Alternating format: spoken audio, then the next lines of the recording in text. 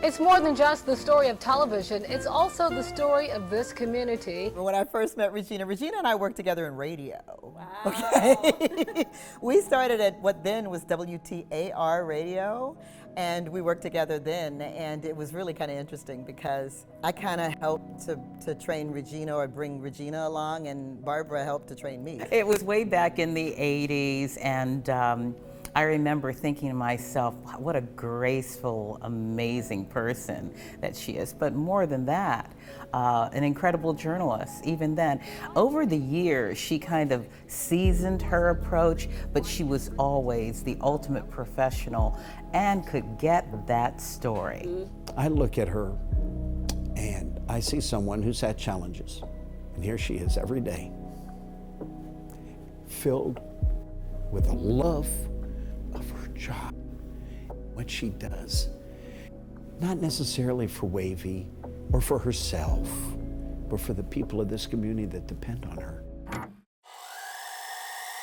People from across the region came with hope they could be under a different roof in a matter of days.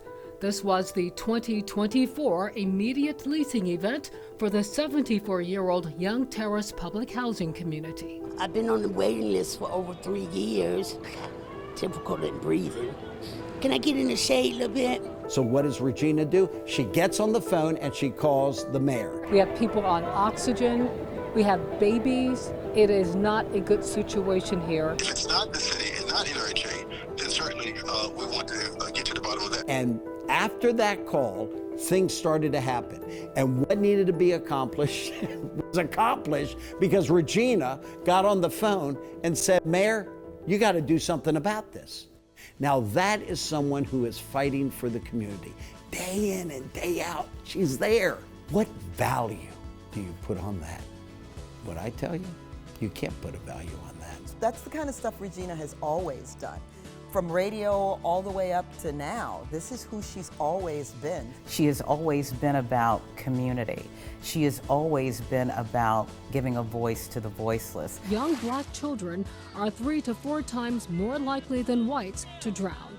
Back in the days when she was kind of learning her craft at NSU, something stuck there with some of the old school folks who talked about how you should approach stories and, in all cases, humanity. She approaches stories with a level of compassion that many journalists don't have. And she means it. You know, when she approaches people, she sticks with that person long after the story is done to make sure that they're okay. And that is not only a true journalist, but a true humanitarian. As social workers, because that's what she's been doing all along, journalistic social working, you pick up the phone and you say, what are you going to do about this? You know, you hold people accountable. And that's what makes the difference. And she's always held people accountable. Why? Because she's always been accountable. And people love Regina. We all love Regina. And the world in this community would not be as great as it is with Regina Mobley.